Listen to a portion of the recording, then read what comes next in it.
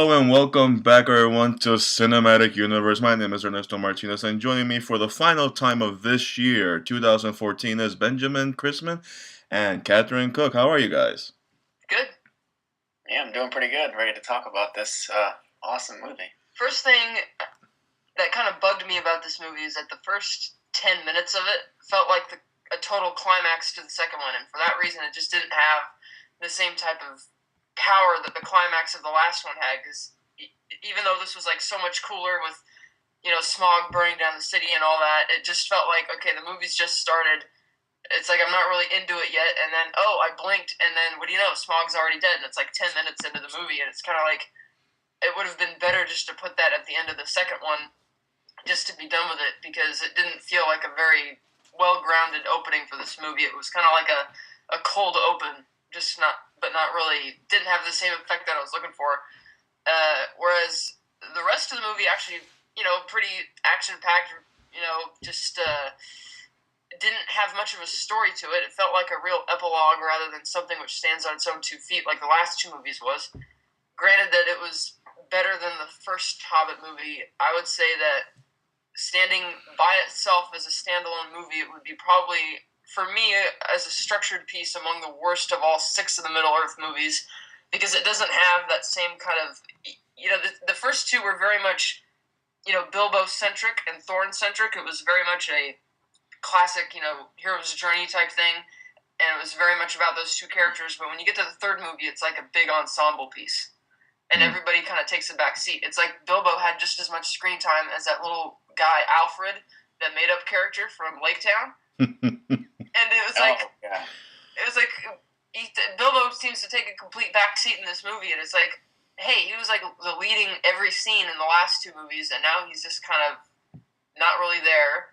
Though I was pleased that the whole necromancer thing didn't end up taking over the entire movie, like it started doing in the first one, and seemed to escalate in the second one. Fortunately, they just kind of kept that down to one scene at the fortress. Yeah, it was kind of cool seeing Christopher Lee's stunt double go all insane. But for the most part, that scene didn't really...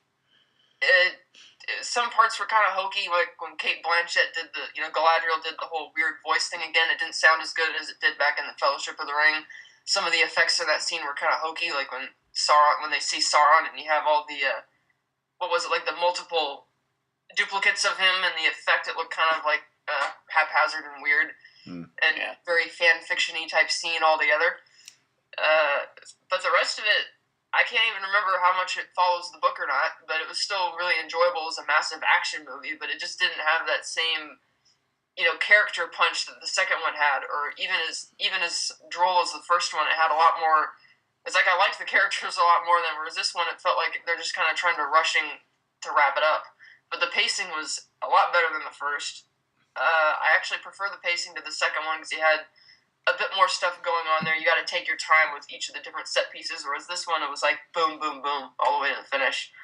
And, just pretty good, but not the best. Part of me does agree that it should have been included with, or at the end of the second movie, while I did enjoy the way the Desolation of Smaug ended. I don't know, I'm 50-50 on it now, actually, that she's brought her thoughts to it.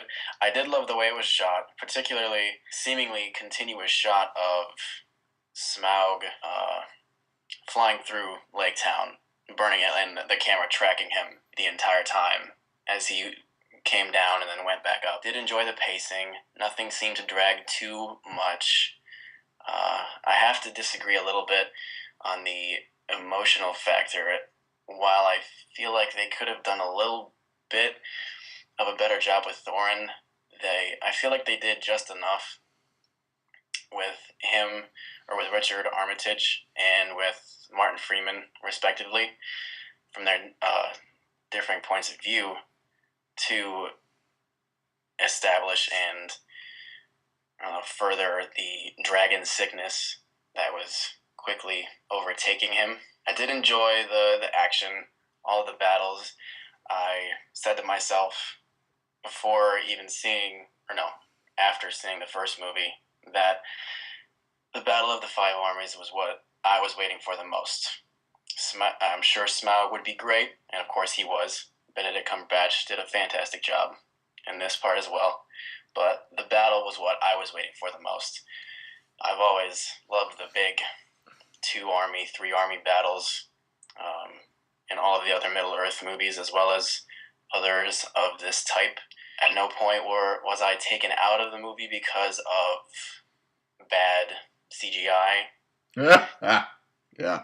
I'm guessing you were. We'll get to that. As for the Necromancer plotline, I have to agree with Kat as well. I'm glad that did not take over more of the movie than what it did. Not to say I didn't enjoy it, because it was very cool to see Christopher Lee's stunt double go all ham with the staff, and what can I only assume as Hugo Weaving his stunt double as well. There were a couple of parts with Galadriel's freak out, shall I say, that were a bit off to me. It's been a while since I've seen The Fellowship of the Ring in its entirety, so I don't have the original scene to compare it to, but it was fine for what it was. The Inception-esque looping of Sauron in the eye was okay. An acquaintance of mine on Twitter brought up the good comparison of it being like an acid trip, which, thinking about it again, I can kind of see where he's coming from. But as a whole, I really did enjoy the Battle of the Five Armies. I hope I can see it again soon before it leaves theaters, and I can't wait to add it to my collection of Blu-rays. I would have to agree, this is the weakest of the Lord of the Rings movies. And not saying that the whole thing is bad. I mean, there are some very good points to this movie, but I don't know. I think we're gonna have to go back again to the opening with Smaug. Once that was over, I was just the whole way. I mean, there were some parts of once the Battle of the Five Armies started that I liked, but other than that, I was just sitting and coasting through this, albeit shorter than the last two movies. Like, what was it, 2 hours and 20 minutes? Yeah. And it really felt like a breeze at the end of the day. I don't know, I feel like there are times where you can take creative liberties. I know they were following the book point for point while adding the appendices and adding the Tauriel character and expanding Bard the Bowman's character arc, because in the original source material, his character just comes out of nowhere, and he's the one who deals the blow to Smaug, and because he really does come out of nowhere, so he was basically fleshed out in the last two movies. I think they could have worked around with Smaug, not take him out that quickly, because when you see it in the first movie, the whole goal of Bilbo and everyone else going to the Lonely Mountains was to reclaim the throne and kill Smaug, right? Yeah. So when Bard comes in, that basically renders their mission kind of a waste. Like, they basically did all that for nothing. I mean, yeah, great, Smaug died, but somebody else had to kill it instead of them, and they were the ones who were tasked to do it in the first place. That was a fallacy that was also in the book, in the sense that in the book, just like the movie, they basically wanted Bilbo just to steal the Arkenstone so they could go back to the other dwarves, show them that, oh, this is we've had this, so we're back now, to get all the dwarves to unite and go back to Erebor. But they didn't really say, well, what's the thing, who's going to kill the dragon? Because the reason they wanted Bilbo was because they figured Smaug's not going to be able to sniff him out, and he'll steal it. But it's like, okay, so who's going to kill the dragon? They never really addressed that even in the book. It's just kind of just is a happy accident from a writing standpoint. They just decides that, I'll just have the dragon wake up and we'll just not address that issue at all. Yeah. Let's talk about this side character, Alfred. Oh gosh. I swear to God, I don't know at what point when they were writing this movie, and I'm pretty sure Del Toro was part of this writing team. I don't know when they all decided to say, oh yeah, let's have this guy keep coming back every 15 minutes so he can just be the butt of a joke. and let's have him go again, again, again. I was annoyed with this character. Yeah. Definitely. And especially the end of that character. Yeah, like, and he just bad. walked away like the end of a sketch. He was, all right, I'm done. Bye. Give me my paycheck. You know, it was funny because I was listening to the commentary for the second movie, the extended edition with Peter Jackson, and he was talking about the kind of gags that didn't make the cut, like his original cameo, which is kind of funny. And I'm thinking, for that not to make the cut, for the deleted scene in that film not to make the cut, whereas this thing did, it's like this is just too. It's kind of like when Boba Fett dies in Return of the Jedi. It's like a joke unto itself. It's nothing you can spoof.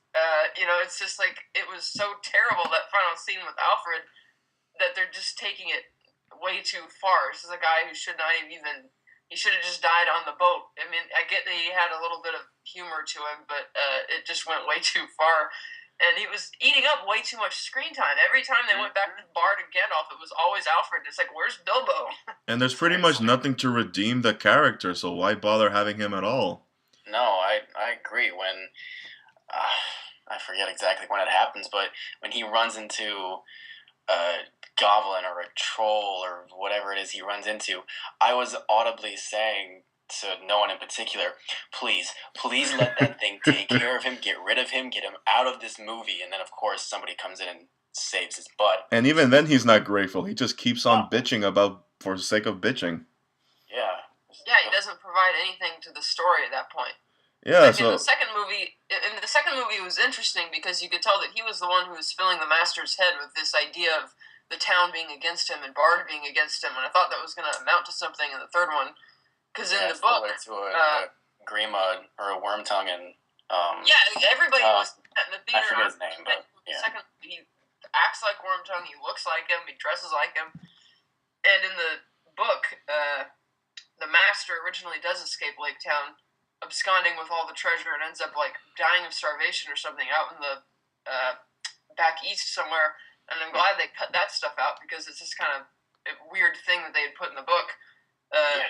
It was not. I like that they got rid of him in the way that they did and as quickly as they did. But it does, in a sense, at the same time, undermine all of the the writing to build up the character of the Master and to build up this entire standoff between Bard and the Master and Alfred, and it doesn't really amount to anything because the Master dies as you expect him to in the first 5 minutes, and then Alfred just kind of goes on to be a bitch. And it's like, well, what's the point in setting all that up and doing? Because when they, in the second movie, in the extended cut, they get to Lake Town at like 70 minutes into it, and there's still like an hour 45 minutes to go, and the majority of that time is spent just setting this whole stuff up, and nothing really comes of it, except for just being annoyed the hell with Alfred. Yeah, so he probably, I don't know, I guess I'd like to think that he gets killed off screen. Yeah. But I'm pretty sure he escaped, took whatever money he had, and probably somebody stole it from him. Yeah. I mean, I'm trying to imagine a scenario where it's not a happy ending for him, no matter how his last scene ended. And for a movie that was cut down to 2 hours and 20 minutes, you could have shaved off another 10 just with that character. Oh, yeah. And then another thing that I really hated about this movie was the amount of Lord of the Rings references. Especially when to cut from Martin Freeman's performance to Ian Holmes on The Ring was just terrible. With the old music cue from the first movie, and to have Bilbo and Gandalf's parting at the end of the movie be about the ring, like, oh, I know it's a magic ring and it's dangerous. It's like, why? It's like, this is just, let the movie stand on its own 2 feet. Let the round off the trilogy, talking about what this movie, this set of films has been about. Stop with all these damn rings references, because they leave things unresolved. It's like, well, what happens to Tariel? It's like, well, we don't really know. What happens to what becomes? We know that Balin eventually goes back to Moria because his tomb is found in the next movie. But what happens to everybody else? Do they stay there? Do they go? And it's kind of like, it's funny because that entire region of Middle Earth that the second and third movie take place in is never revisited in Lord of the Rings. And so they don't really wrap it up to kind of see what kind of becomes of people. And having the reference to Aragorn at the end of the movie with Legolas, this is stupid. Don't be busy trying to set up movies which have already happened. I'm sure people, if they haven't heard of it, can look it up online or somebody will tell them about it. You don't need to keep throwing in all these damn references. Man, you're really frustrated on this, aren't you? It was ridiculous because it's like every time I'm thinking the movie's gonna wrap up and maybe they're gonna, go back to like maybe something about Thorn or whatever. The music cue comes on and they keep talking about it. And it's like, oh geez, just let it die already. Yeah. Also, back to the whole necromancer thing with Gandalf. I feel, because I'm assuming this movie was shot all in one setting and then divided up into the three movies wherever they needed to put stuff. You could have had that opening with the necromancer resolved in the first Hobbit movie. True. After the meeting with Saruman, Gandalf, and Galadriel, and what was Hugo Weaving's character's name? I keep forgetting. Elrond. Yeah. After that table meeting, you could have had them move that to the necromancer part and then resolve that. Could have done that right there. Yeah. But no, we had it here, and admittedly, seeing the stunt double of of Hugo Weaving and Christopher Lee, that was fun because it was like finally I get to see these two doing something badass. But it just ends right there, and then you're back to square one with the impending battle. The funny thing about that is how you usually set up a movie is that, especially with a trilogy, is that the first movie is supposed to be like an open and shut storyline with not like a huge cliffhanger on it. And the second one is where things get darker or more serious or whatever, which is kind of like what the Necromancer represents because it's all foreshadowing the future. And I thought they should have put most of that stuff in the second movie because, Gandalf's separated from the rest of the troop in that movie. And it doesn't make him look kind of like a jerk because it's all, from the first movie, it's like, well, who should we be concerned about? Traditionally, your concerns are going to side with the person you deem to be the most wise person and the nicest person or whatever among the group, which would be Gandalf. And he's all concerned about the Necromancer constantly, and that kind of, in a sense, undermined the importance of Thorin's journey in the first movie because they keep going back to this Necromancer stuff and they're excluding the other characters from that storyline. So I thought they should have put most of that into the second movie when they're separated to avoid that, as well as let the first movie kind of, maintain its pace and, be more about Thorin and Bilbo and let that stand on its own 2 feet. But, yeah. Well, originally, in either the first or second trailer for The Desolation of Smaug, there are there are a couple of scenes that we see either in this movie or the second one that were ultimately cut from it. So it's like they originally thought, okay, like the idea that you guys have put out, we're going to have all of this necromancer business handled in the second movie. And then at the 11th hour, they cut it like, nope, we're going to stick it in here for more action, I guess. Yeah. And I'm pretty sure the extended edition of this movie. The ring wraiths, though, they did look pretty cool. Yeah. I'm pretty sure the extended edition of this movie will have even more battle scenes. Probably. Because I'm pretty sure there was a TV spot or I guess a trailer where you see a lot of dwarves riding a lot of goat animals and you don't see that in the movie. So it'll probably and then there was one with in the trailer this new one with Radagast on his his chair his rabbit like bobsled running down the ice shelves. Mm-hmm. That wasn't there either. That wasn't there either. There was another one. It's a lot, like especially in the Lord of the Rings trailers. He had lots of stuff from the extended cut appear in the trailers for the theatrical cuts. Mm-hmm. So there's another one, unless I just missed it, where Gandalf says, "You have but one question to answer. How shall this day end?" I don't think that was in the movie. Nope. Yeah, it's like a trailer. It's total trailer-like line. It's like I just need you to say this. Yeah, it's like the Spider-Man 2 trailer. You get one thing, but you get something else entirely. Yeah.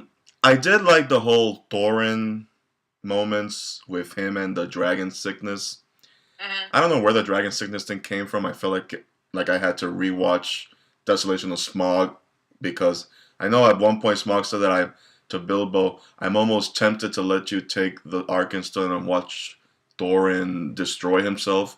which is what we got. But the whole dragon sickness thing is Yeah. what to me came out of nowhere. Bilbo should totally have said that to Thor. I was expecting that Bilbo was going to bring that up when Thorin was threatening to throw him over the wall. That, hey, well, Smaug even told me to take this, and hey, Balin just told me that, it's kind of, this is like a history. Like in the second movie on the commentary, Peter Jackson said it was a happy accident when they were filming the scene on the at the doorstep to the mountain when Thorin's like, I'm not my grandfather, and the shot lines up to where you see him looking out there and the statue of his grandfather looking out. It's like perfect and it's totally him. And he said that wasn't planned. It was just something that they noticed, and so they filmed it in there. And they never do really explain it. I guess it's just kind of like, oh, greed runs in the family or something, because it does kind of come out of nowhere that somebody that honorable just becomes such a jerk. Yeah, so on one hand, I was enjoying the whole King Midas kind of situation he was having. Yeah. I mean, he wasn't turning people to gold, but the gold was basically ruling his life and not making him or any of his compatriots happy. But then, of course, at the last minute, it kind of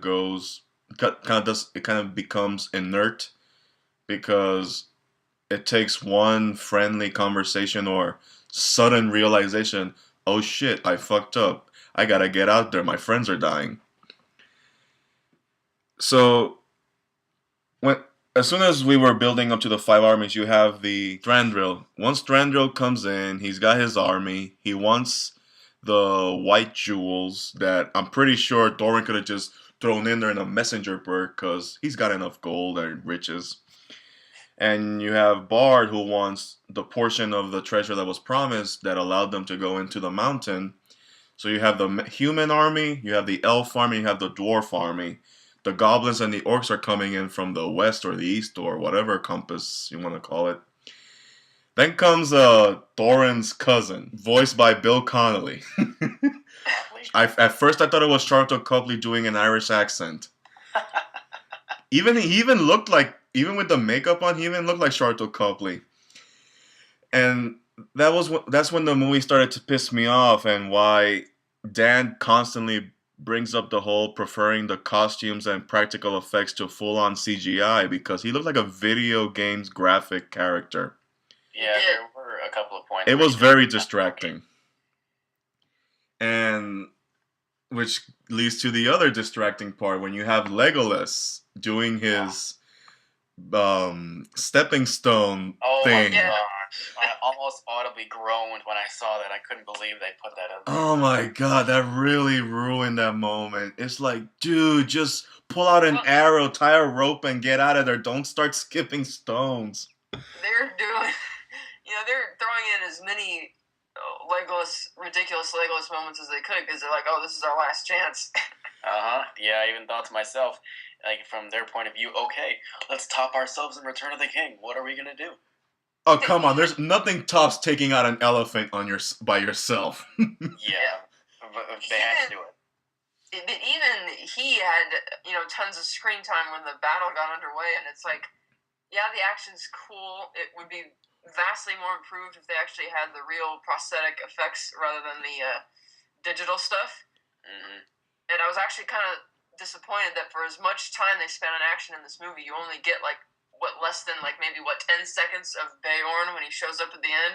Mm-hmm. And the werebear, if you will, just totally killing these orcs, and the eagles finally fly in and do what they should have done in the Lord of the Rings. The eagles. And it's like, those fucking eagles. Right, 'cause we see him drop in, we see him change, and we see him run away. That's another thing. What happens to him? Does he fight for 10 minutes and say, okay, I'm done, I'm out of here? Or what? Does he die? What happens to him?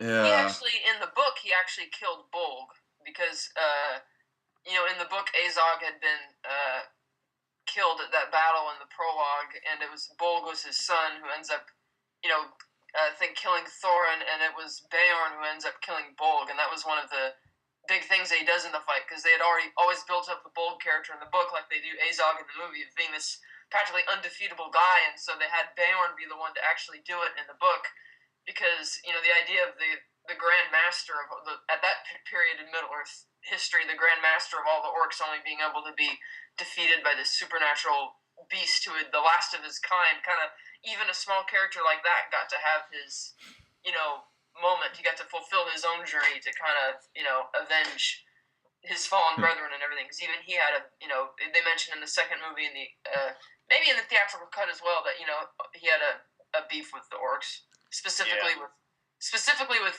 Azog in the movie version and Bolg in the book version. That would have been cool, actually. I mean, I probably would have preferred that to the stone stepping, crumbling tower that we got. Yeah, I mean, the thing I liked about Desolation of Smaug is that we're used to seeing a damn near invincible Legolas in the three Lord of the Rings movies. Because he's doing everything, and it's like nothing. He doesn't run out of arrows. He barely gets hit. He doesn't even bleed. In these movies, at least in this one and Desolation of Smaug, you finally get to see Legolas struggle to take down one orc, which I personally enjoy because I'm like, finally, now I can see Legolas not be so invincible, getting his ass kicked and actually bleeding for once. Yeah. He does run out of arrows in this movie, so he has to, improvise. But then when you pull that whole stepping stone scene, it kind of devoids that entirely. For me, it wasn't the stepping stone scene with Legolas that made me really say that's it. It was the one before that when he runs out of arrows and he sticks his sword in the brain of the troll. Oh. And it's almost like, are you controlling his mind because you're in his brain? You're just kind of steering him around. Yeah, that now, was. Like you've commandeered this thing like a zombie. It's like that was the moment for me that I was like, it's like the stepping stones I could forgive because I could picture for myself, well, maybe it's like super slow motion. He was just like got up there in like 2 steps really quickly rather than it being prolonged like that. But the arrow, the sword into the head and the whole zombie troll thing was just. Yeah, which kind of goes back to my reference to video game graphics. Because this whole battle, especially when you have the dwarves, Fili and Kili, trying to get through the ice brigade, that felt like stages in a video game. You have them fighting these other orcs on this side. You have Bilbo throwing rocks to buy time. I don't know why I don't know how throwing rocks takes down a full-grown orc. It's just that moment right there was really frustrating. I saw that as a nod to Merry and Pippin from the first movie. Yeah, but come on, a little hobbit knocking down a full-grown orc. That's what happened to him in the book too. He was throwing rocks and then he got hit in the head and was unconscious for most of the fight. Yeah, man.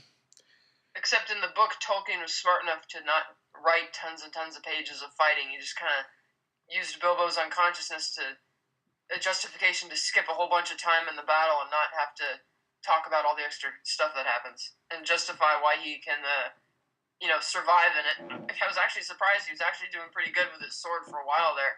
But then he gets knocked unconscious. It's like, great. He's doesn't have much screen time, and he's not really commanding the movie as much as he should be. And now he's unconscious. Yeah. And the fight with Thorin and the albino orc was great. It kind of felt like the final boss fight because they were setting it up like it. He doesn't really have much of a personality because he's such a CG character and he doesn't have much dialogue. And it was like a video. The setting was even perfect for a video game boss fight. It was an arena type setting. Yeah. I've fought bosses like that in video games where they're throwing stuff at you and you have to duck and dive and that kind of shit. And it's like, oh man, this is just. Granted, none of the only Lord of the Rings film which actually had a type of good villain to face off against was in the first one, The Fellowship of the Ring with Lurtz, which they kind of created out of a necessity. They figured to have somebody there because he actually worked because he did what he was supposed to. Whereas Azog, he's a guy who's so built up in the book and by Thorin and by everybody is having this whole history behind him that he doesn't really live up to it. He kind of just, kind of meanders around. You see him every once in a while and it's like, oh, okay. Whereas Lurtz was, they played the hand well. It was a prosthetic total makeup and it was like you love seeing that fight at the end of there, especially because killed one of your main heroes. But this one, it just doesn't have that same type of feeling. Yeah, so we have that out of the way. I do agree that a lot of characters at the end didn't get a proper send off. I mean, you could have used a little bit more screen time for these characters to have a proper goodbye. Yeah. Because Thranduil telling Legolas go to Aragon didn't feel like a proper ending. Yeah, Tauriel it's like being on the you need to explain what happens to Legolas because he wasn't in the book, and even when Tolkien went back and wrote, because in the book the Necromancer is nobody, and there's no allusions to him at all because the ring was nothing even in the book. It was just a magic ring because the entire concept of Sauron and Lord of the Rings wasn't invented yet. Whereas when he finished writing the Rings trilogy and put the appendices in, he decided that all this necromancer stuff was going to be almost like a second nature. He decided that chronologically, all of Gandalf's investigations into the fortress and the necromancer would take place prior to the events of The Hobbit, so that way it wouldn't, in a sense, undermine that storyline and what's going on there. And so when he actually leaves them at the gate of Mirkwood because he has important things to do, the only reason he did that in the book was because it's kind of like in every fairy tale where the wizard has to leave when he's most needed and that kind of thing. And so, with Legolas, since it makes sense to have him in the movie because he actually lives in that castle, you don't need to. It doesn't need to be explained that he's not going back home. You might as well have him go back home. There's no reason not to. It just kind of go find Aragorn, and we know for a fact that he doesn't find him because he doesn't even meet him until he shows up and at the council in the next movie. exactly. Right. And it's not like they have any type of. It's not like they recognize each other and are like, "Hey," they kind of don't really become super, buddy and stuff until maybe the very end of the Fellowship of the Ring. Yeah, you're kind of retconning something that didn't even exist to begin with. And then you have Tauriel. Her last few words were, "If this is love, then I will have none of it," and that was about it. So she just ended on a very angry tone, and you don't know what happens to her. What, does she die in battle? Does she get excommunicated from the elf country? What? Yeah, because that was another weird thing. Is how, like, a few minutes earlier, Thranduil was like, "Okay, you're banished, and I don't care about you. I don't care about all these dwarves dying because we're going to outlive everybody." And then for no reason whatsoever, he just kind of changes his mind. And he had already decided that he was going to leave and screw everybody else from seeing all of his kin, dead in the battle. But there's no reason for him to just kind of completely change his mind. He makes up with Legolas. He makes up with Tauriel. And it's like, okay, she really didn't have an ending. And it doesn't sound like something Peter Jackson would cut from the theatrical version for a major, character just to kind of leave that hanging. Maybe he did. We'll see. But yeah, it was this unfinished business with a lot of those characters. Whereas with Return of the King, it seems the complaint of multiple endings was geared more towards the way the transitions between the endings, because it was a very slow fade to black and a very slow fade in. And so you'd actually be justified in thinking the movie was over. But I actually loved that strategy. A lot of people didn't, but this movie, it was kind of like it moves along at the end so fast. They wrap it up so fast, and it's like, oh, wow, the movie's over. Yeah. Yeah. And I guess my last complaint has to be my complaint from being a nitpick in the Lord of the Rings movie is the Eagles. I mean, yes, I know that there is a purpose for the Eagles. At least in the in the books, they actually explain why the Eagles are helping them. The movies never explain why they help anyone. We just know that Gandalf calls upon them and they arrive, but we never know why they need to help them.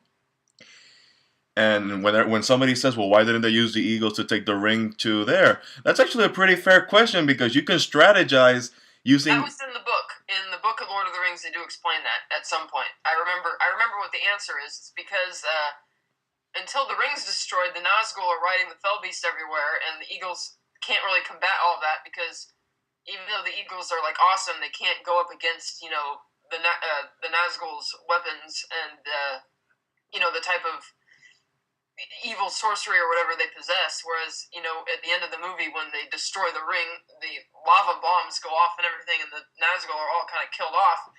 And in the book, it was kind of like Gandalf said, "Well, we can't call on the Eagles all the time for whatever the reason was." And I justified the reason in my mind from watching this movie is the reason they answer their call for a second time, since they had just saved them from the at the end of the first movie was because instead of Gandalf asking for their help this time, it was Radagast.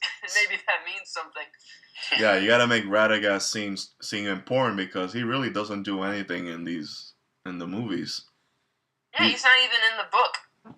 He's Yeah. in like the appendices, and he's not mentioned in Lord of the Rings or anywhere else. He's just kind of, but he is a character from Tolkien did create that character. He's not made up by Peter Jackson. He's actually one of my favorite newer characters I haven't seen before. Also, you know that in the trailers you see the orc and goblin army marching through these tunnels in the mountains that were done by these earthworms.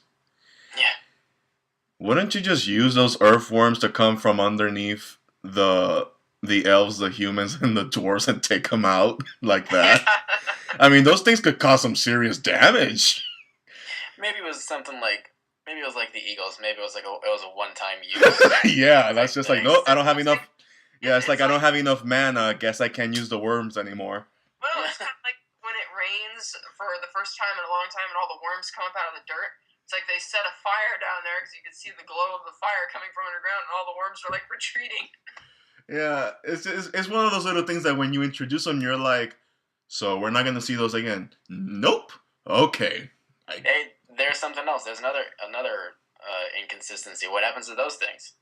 They just crawl back in their holes and die? Yeah, the funny thing about that too is that the design of those things look exactly like these same ones that I've seen on one of the Star Wars. Yeah, in the asteroid kind of looks like them. Yeah, it looks like exactly the same. In one of their CG series, it's like an exact replica, and it's kind of cruddy CG. You don't really get a good look at it because it's only there for like a few seconds. So we can agree that there were some good things, a whole lot of frustrating stuff. Well, on the whole, it was still really enjoyable. It was like really fast paced and basically another action movie. But the second one was a bit more exciting because it had you get to see a bunch of new places as opposed to being stuck at the same rather dead looking area. Which was one of my more superficial complaints of Two Towers and Return of the King is that the settings are devoid of vegetation. It's like everything's dead just about. It's not that interesting to look at. Yeah. I don't know. I guess on the surface you can justify 3 movies because you want to expand all these characters because the way the original book didn't do, because some characters are just thrown in there and they just do something and that's about it. In the movies, you get to know them better. I don't know. I guess you could have just done this with 2 movies. I mean, exclude the fact that exclude the extended versions of these movies. You could have had the first one end by cutting out a lot of stuff that we didn't need. If you really think about it, you cut a lot of stuff. You can end it with Bilbo entering the Smaug's domain and ending it when he wakes up. You can end it right there and then pick up the second movie with all the Smaug stuff, add as much as you want, and then end the Smaug battle in Lake Town and then have the Battle of the 5 Armies in your 2 hours and 30 minutes. You could have done that in 2 movies. Yeah. First, he said in their first script, the first movie ended when they're at the doorway of the Lonely Mountain, and the cliffhanger was going to be that the door didn't open and the dwarves kind of leave, and you kind of wonder, oh, is that it? Kind of thing. But they just, when they added that third movie, it just like, and they said for the third movie for them was really the second movie that they had to make up all the stuff for. Because the entire ending with the dwarves going into the mountain and helping Bilbo with Smaug they came up with that idea like 6 months before the movie was due. And did all of that in that space of time because they hadn't yet made the decision to split it. And that's like, a year and a half ago that they made the decision to split it. So they had, tons of extra stuff to kind of cull through, which is kind of more evidence to the point of why the movies are suffering. Because to make the decision to split it, that late when you're in post-production already, and to have to bring everybody back to film all of that extra stuff, not thinking about how it's going to affect your actual third movie, it just doesn't, poor planning. Ben, what would you rate this movie? I got a soft spot for Middle Earth, so I'm going to give it a 4 out of 5. All right, that's fair. Cat? Maybe because a lot of the stuff is kind of forgivable, even some of the more cringeworthy scenes. I'd say maybe 3.5 out of 5. I'd give it a 3 out of 5. I mean, Okay. I wasn't kidding when I said that as soon as Smog was killed off, it was cruising for me. That was pretty much it. I had like a single emotional look on my face watching this entire movie. That's true. The only thing I was looking forward to after Smog was gone was the inevitable confrontation between Bilbo and Thorin, because you knew that Thorin was eventually going to lose it because everybody's been talking about it and they've been kind of setting that up, as irrational as it may be. But I was kind of waiting for that moment, and once that happened, it was kind of over with kind of quickly. It's like, okay. The rest of it's just, big fighting. Yeah. Well, thank you guys for joining me for the last time of this year at least. Happy holidays. Happy New Year. And here's to 2015. Take care, guys. Take care. Happy New Year.